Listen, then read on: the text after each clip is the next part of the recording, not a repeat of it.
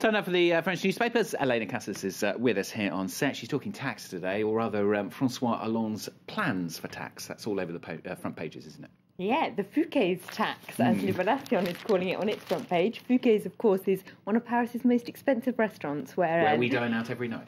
Well, you apparently dine out every night, and where Nicolas Sarkozy famously had dinner on his election night back in 2007.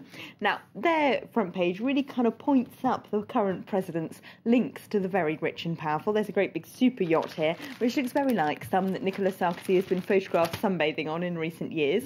And that essentially is also what Francois Hollande is trying to do with this proposition. You know, it won't actually bring in that much extra money. The idea is to tax all revenues of more than €1 million a year by 75%. But this is more, the paper says, kind of staking out his political territory, trying to draw a clear line between left and right, because as Nicolas Sarkozy recently has been trying to win over working class voters, he's trying to appeal to those on low incomes.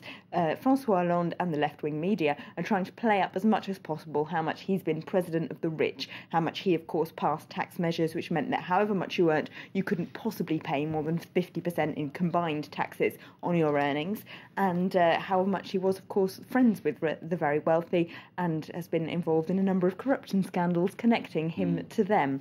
Now, Libération does say, of course, you know, they're quite a left-wing paper, they're quite keen on this measure, and they say that 75% might sound like a big shocking headline figure, but it's not actually as shocking as all that. If you look back across the history of tax policy, it's actually never been as low in most Western democracies as it is now.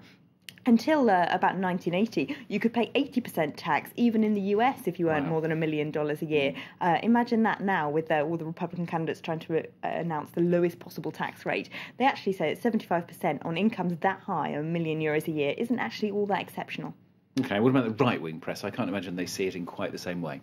Well, there's a fear here as if you announce something as dramatic as a headline 75% tax rate, isn't it? Which is that people are going to accuse you of declaring class war and, you know, run in all directions and panic. That's exactly what Le Monde is pointing out in its front page cartoon here. They've got Hollande menacing a banker with a large hammer marked tax. And then behind him, you've got a socialist activist going, be careful, people will start to think you're on the left.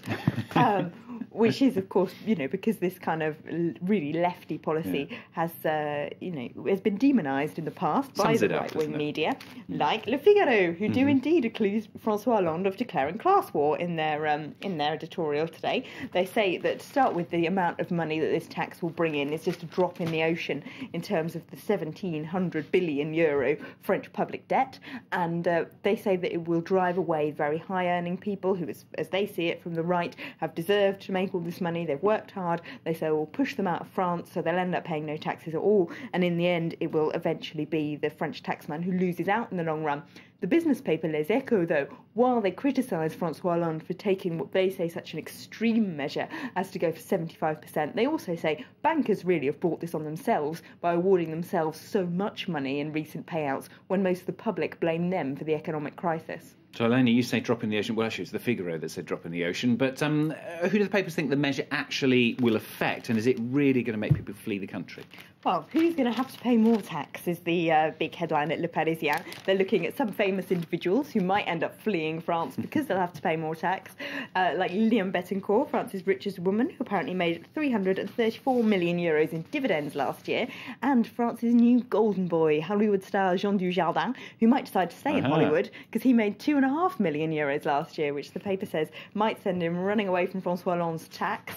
The website, Rue 89, is looking also at which sports stars will be affected, saying the big clubs Paris Saint-Germain and Olympique Marseille might be panicking that all their stars will apply to transfer to places with less punishing tax regimes. We don't want to lose Jean Dujardin. We'll have him back. All right, Elena, thank you very much. Elena with the French papers here on France 24.